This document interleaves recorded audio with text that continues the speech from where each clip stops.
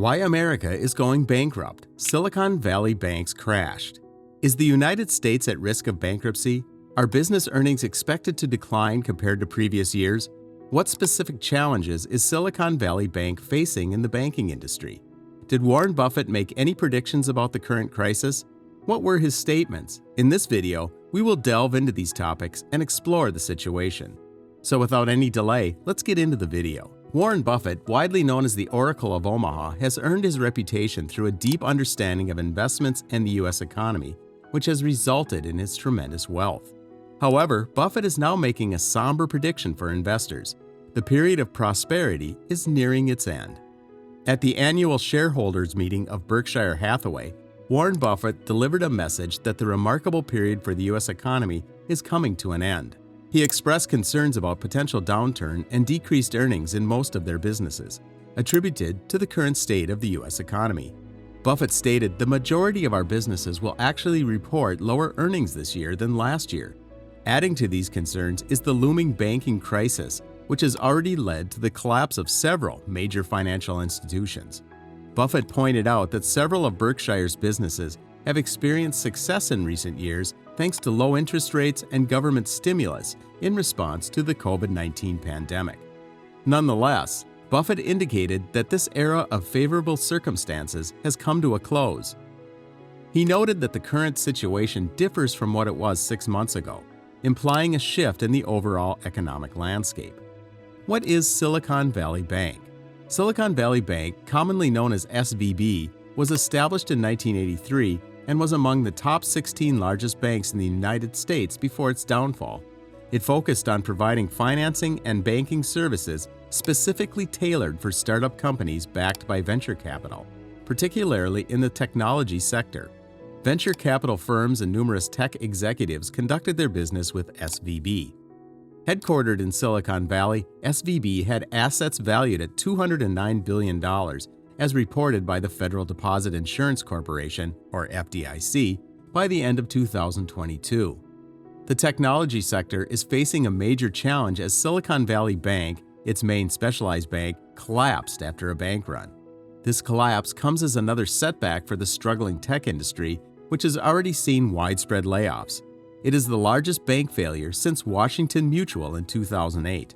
To protect customer deposits, the U.S. government has taken action, and HSBC has announced its intention to acquire the UK portion of Silicon Valley Bank. In the past 14 months, the Federal Reserve has raised interest rates from almost zero to levels above 5%.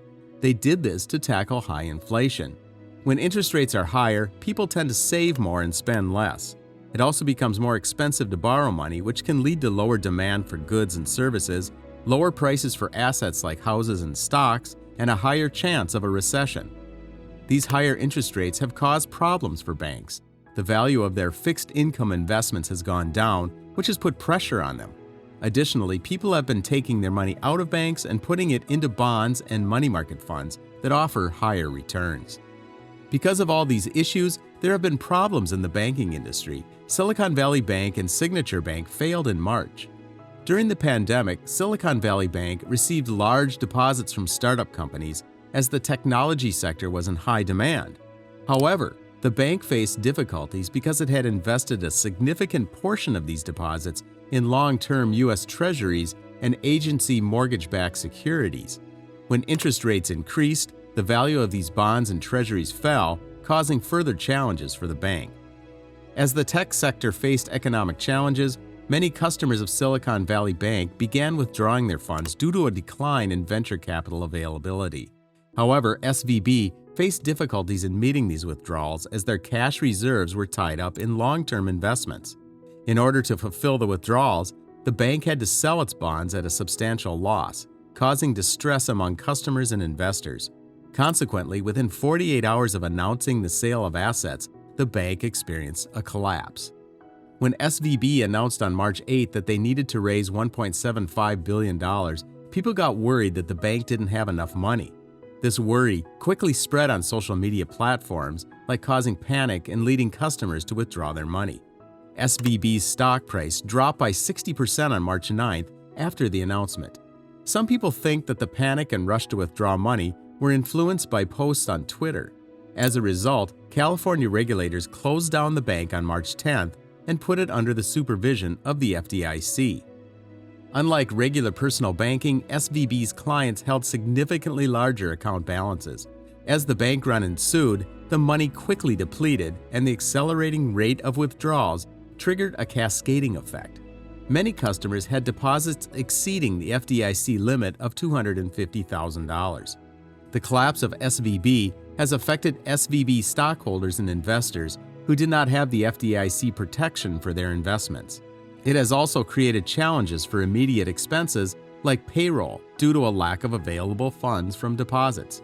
Large tech companies such as Etsy, Roblox, Rocket Labs, and Roku had substantial amounts of money in SVB.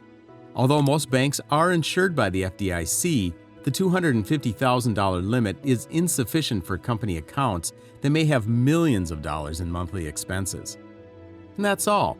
What are your thoughts on the reason behind America's bankruptcy, particularly the crash of Silicon Valley banks? Please share your views in the comment section.